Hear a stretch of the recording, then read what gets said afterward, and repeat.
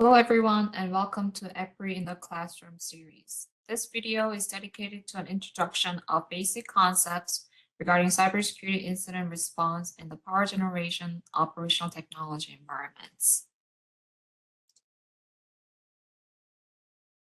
To provide a quick introduction of myself, my name is Sumin Militello. I'm a senior researcher at EPRI's Generation Cybersecurity team. I have over 7 years of experience in the industry, especially in the cybersecurity and regulatory compliance space. I've studied cybersecurity at Georgia Tech and electrical engineering at University of Miami. My research area encompasses cybersecurity program implementation, risk management, incident response, and so on.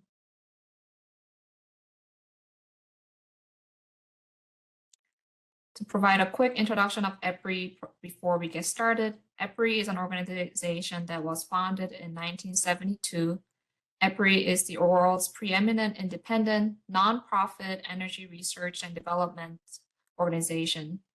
We are also a global company where EPRI's trusted experts collaborate with more than 450 companies in 45 countries, driving innovation to ensure the public has clean, safe, reliable, affordable, and equitable access to electricity across the globe.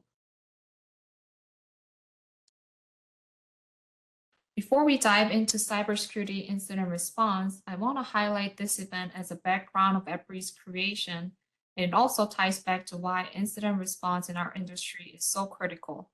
In November 1965, the Great Northeastern Blackout left 30 million people in the United States without electricity. This event has demonstrated the nation's growing dependence on electricity and catastrophic consequences of power loss. The event also highlighted the need for sustained research for the industry and triggered the creation of EPRI. EPRI Cybersecurity for Generation Assets program is one of EPRI's many research programs.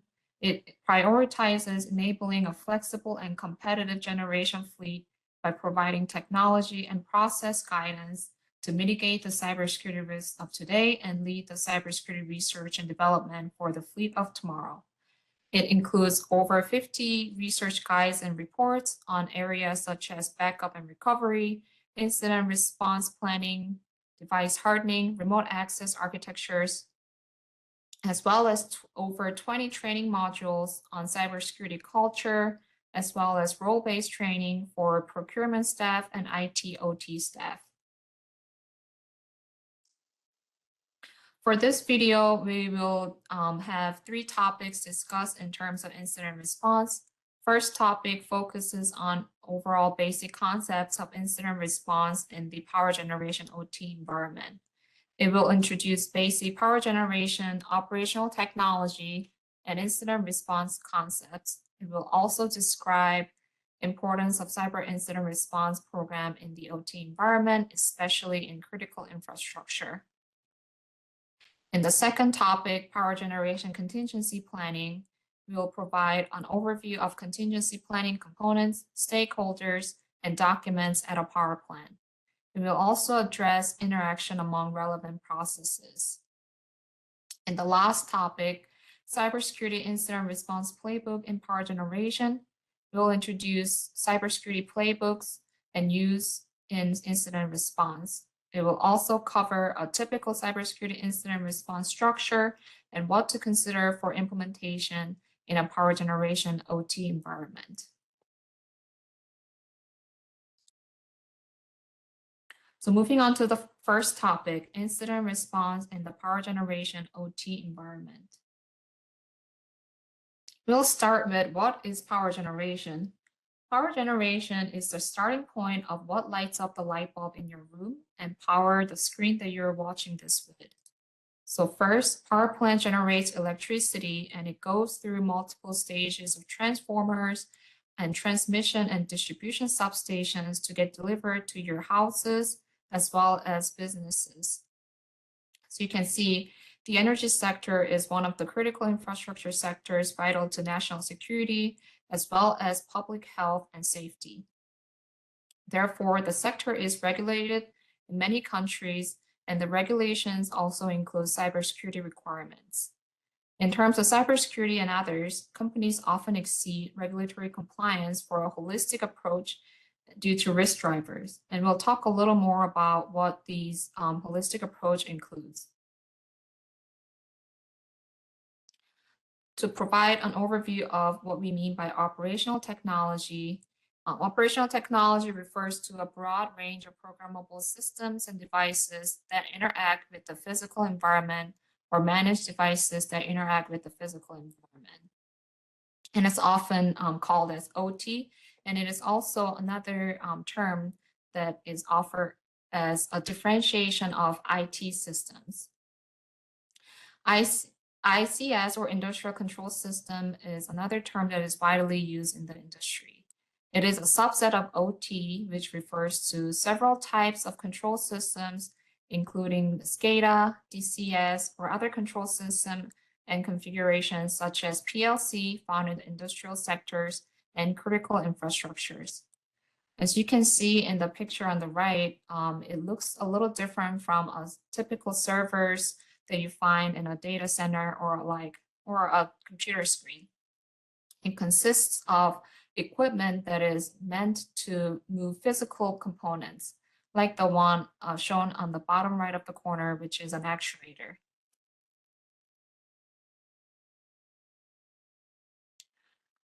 In describing the characteristics of OT, the CIA triad is often utilized. CIA triad describes the three key principles of information security: confidentiality, integrity, and availability.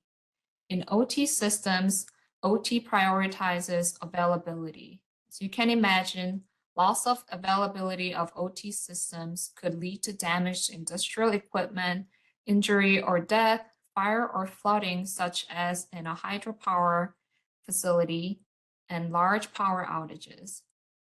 On the other hand, IT systems can tolerate longer system outages. It is not very uncommon for us to see a nightly outage due to system maintenance needs. In recent years, however, more attention to confidentiality and integrity has been put in due to increasing OT data utilization use cases as well as needs.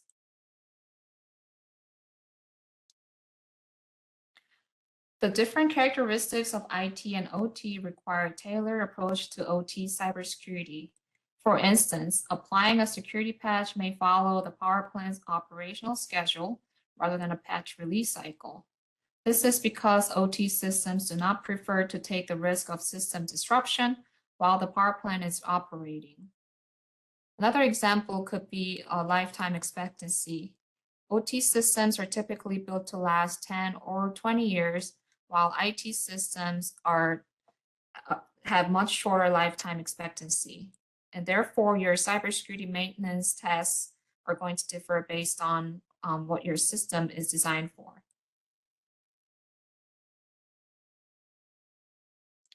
Another characteristic of OT system is that it really prioritizes a perimeter defense from external networks.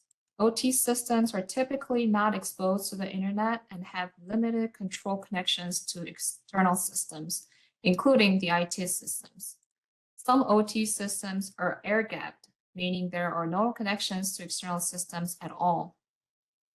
However, that does not mean that OT systems are free of initial compromise. There are possible ways of initial compromise through IT networks or even air-gap. An example scenario could be social engineering or phishing to gain OT system information, as well as user information, as well as email with a malicious link or embedded file, which allow the threat actor to gain remote connection. Once remote connection is established, the threat actor could pivot using existing trusted connection to the OT system, and they have the ability to then achieve their ICS objective to destroy or steal information from the OT system.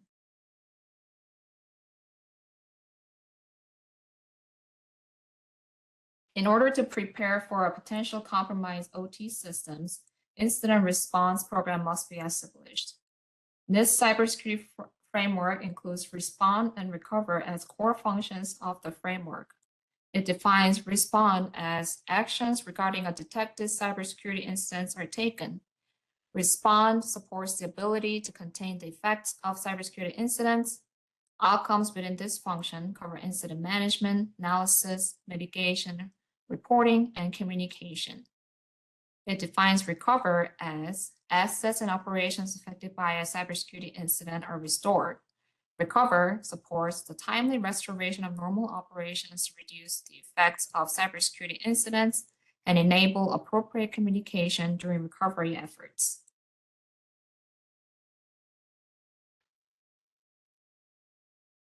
So you may think cybersecurity incident response plan really focuses on after an event activities. However, cyber incident response plan activities encompasses processes before, during, and after a suspected event. So before an event, you may consider activities for planning, audit, training, and tabletop exercises that are part of the cybersecurity incident response plan. After the event, you may consider activities such as more step-by-step guidelines or best practices and documentation of these incident response plan activities based on the suspected event outcomes.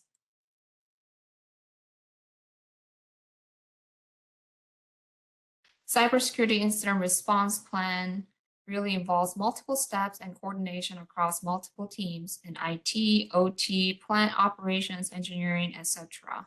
This also requires governance for active management, oversight, and continuous improvement. OT considerations are required in all steps, and we'll talk a little more about each of these steps in the following modules as well.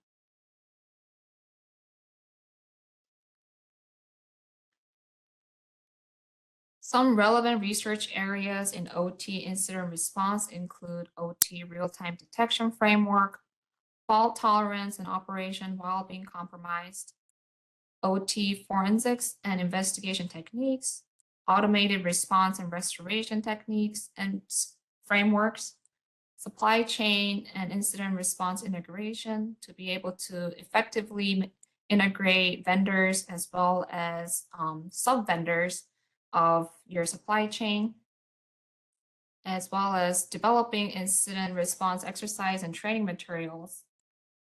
The list is endless and is constantly evolving as threat landscapes shifts and innovative technologies emerge.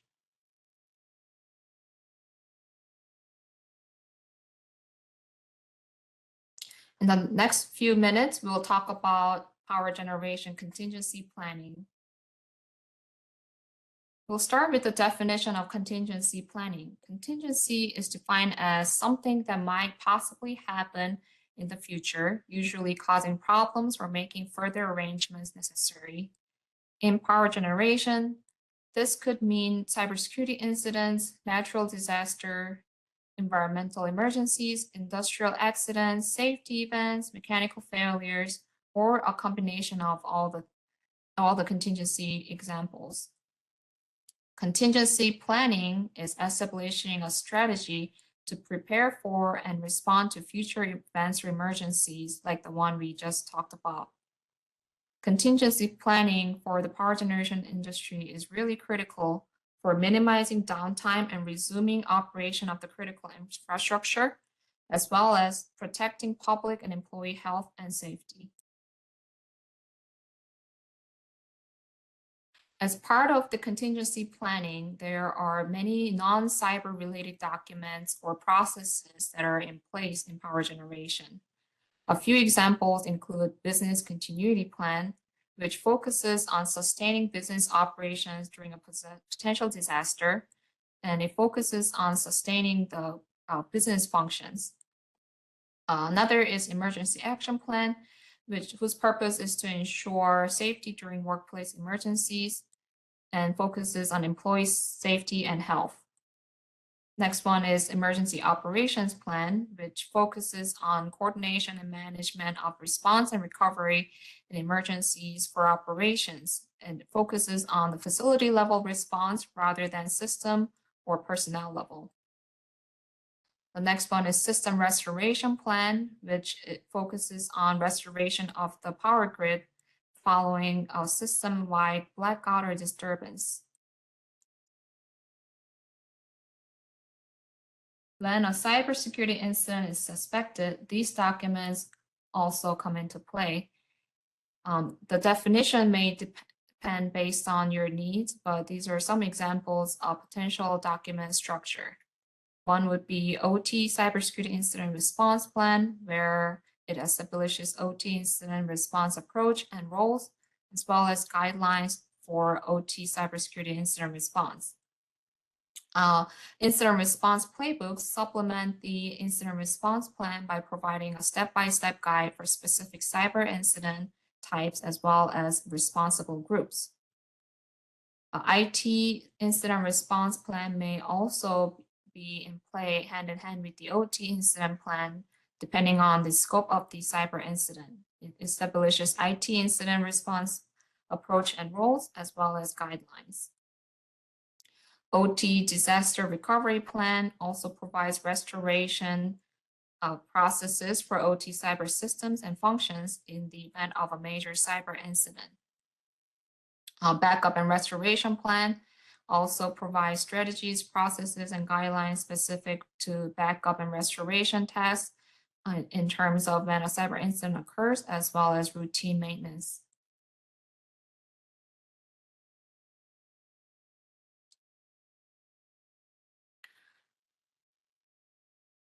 Documenting generation-specific incident response plans, policies, and procedures is critical for development of an efficient and effective incident response capability. It helps organize staff and leadership and give necessary information to perform these duties. In a typical structure, a policy provides the overarching document to establish authority and scope. Underneath policy, there are plans which support policy objectives and outline organizational approach to response and recovery. Under plans, there may be also specific procedures, such as a playbook to execute preparation, detection, containment, eradication, and remediation of incidents, and other supporting processes.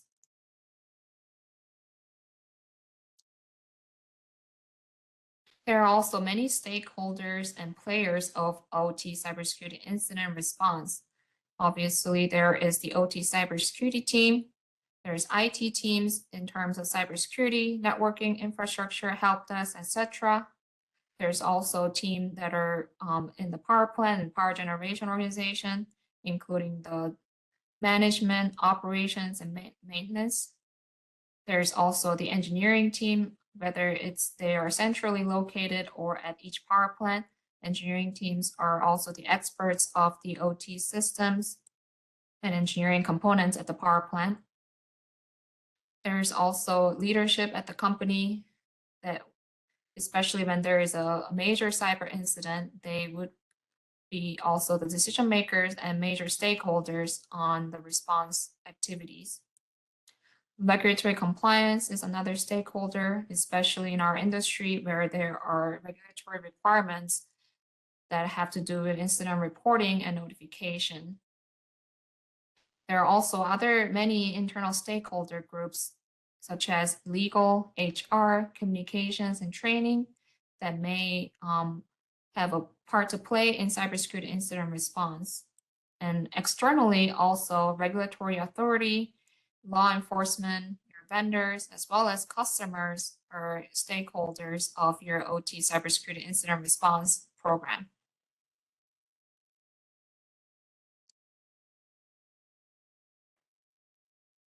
Creating a team based on experience and needs with particular focus for on-site personnel is necessary for cybersecurity incident response team. It is important to define the CSIRT structure and determine their roles and responsibilities. Another key factor about CSIRT is to make sure that they have the skills and expertise needed to perform their duties when an incident does occur. So this could include some specialized training, but also some exercises for incident response.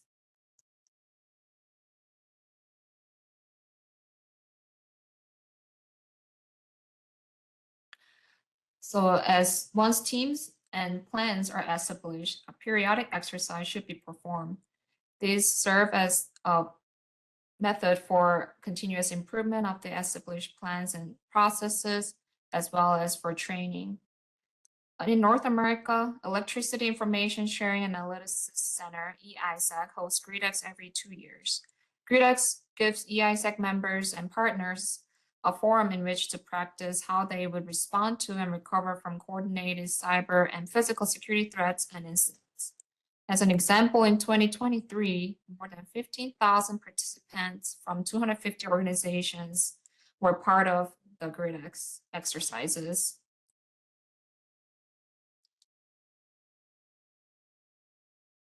There may be different formats of exercises and activities that you can plan for incident response. It may be hands-off in a form of a seminar or a tabletop exercise, or it may be hands-on in a simulation or test exercise or a controlled live exercise, or it may be hybrid, which includes both components. Some activities may be better for hands-on exercise rather than hands-off. Some examples could include disconnecting OT from IT networks, installing security patches to mitigate an exploited vulnerability, using central ticketing or communication tools to notify and escalate the notification, reviewing logs or alerts of cybersecurity tools such as anti-malware, firewalls, SIEM, etc., and recovering systems using backups.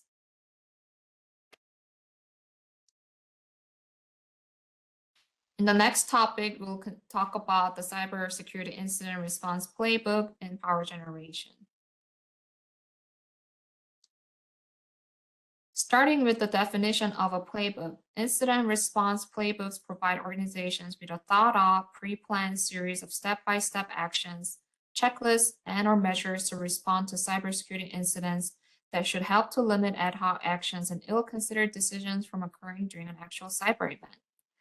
An incident response playbook outlines the granular steps required to respond to a specific suspected cyber incident after a suspected cyber event occurs.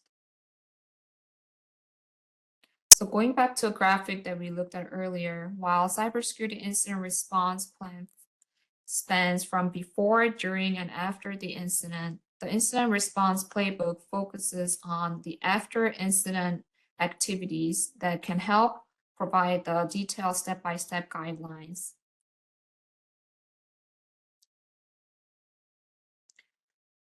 In terms of developing playbook, you can never have a playbook for every possible scenarios and every possible role and every possible activities.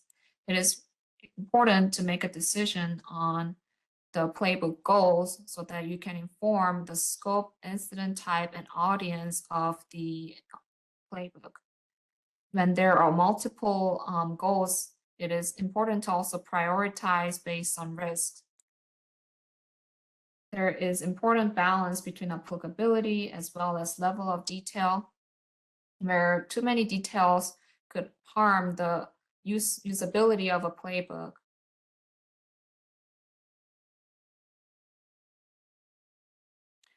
A playbook also consists of multiple components whose structure and scope must be tailored to its objectives. We'll talk about each section of a playbook and some considerations in the next slides.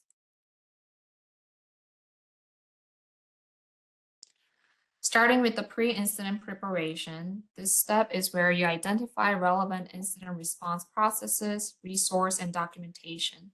This includes tools and personnel, as well as identification of all relevant cybersecurity processes and documentations, such as vulnerability management methods, spares, etc. The next step is detection. The initial detection of anomaly and identification of a potential cyber event occurs during this phase. It is important to understand indicators of compromise in terms of OT systems.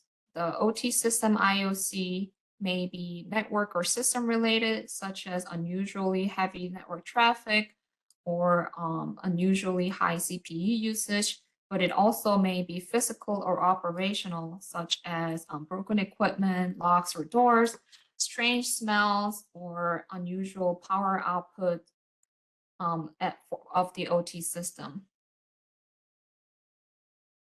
This is important because you may also notice anomaly, but not necessarily connect it to cyber incidents. So it is important to establish clear criteria for potential cyber incident identification at this detection phase. The next phase is analysis and classification. This is a phase where you collect and examine the data to develop understanding of incident details. This is also where forensics for evidence collection and investigation will be performed by the CSIRT and law enforcement. For usage for investigation and law enforcement, it is also very critical to maintain data integrity at this stage. Also, classification includes classification based on type and severity by level of impact and response required. It may also have regulatory considerations for classification needs.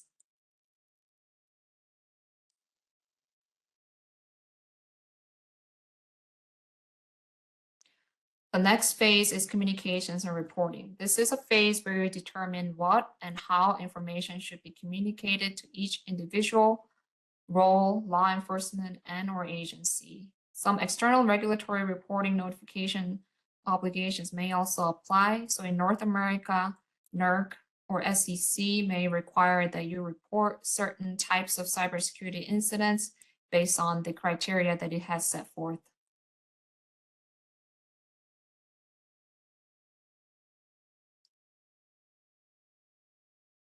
The next phase is containment and eradication. This is where you stop the spread of malicious activity and remove attacker presence and malware within your system. You may utilize isolation techniques using the network isolation, such as IT/OT disconnect, or you may also isolate operationally, such as in disabling communications and to and from the power plant to substations. In our OT system, personal safety and operational impact may delay or prevent some of these containment and eradication activities to be able to continue operating while being compromised. So there are special criteria that needs to be established to step into this stage.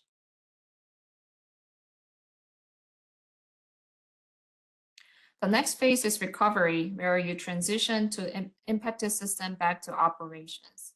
At this stage, there should have been conclusive incident analysis and eradication of root cause of the incident trigger, should have identified the trigger to recovery.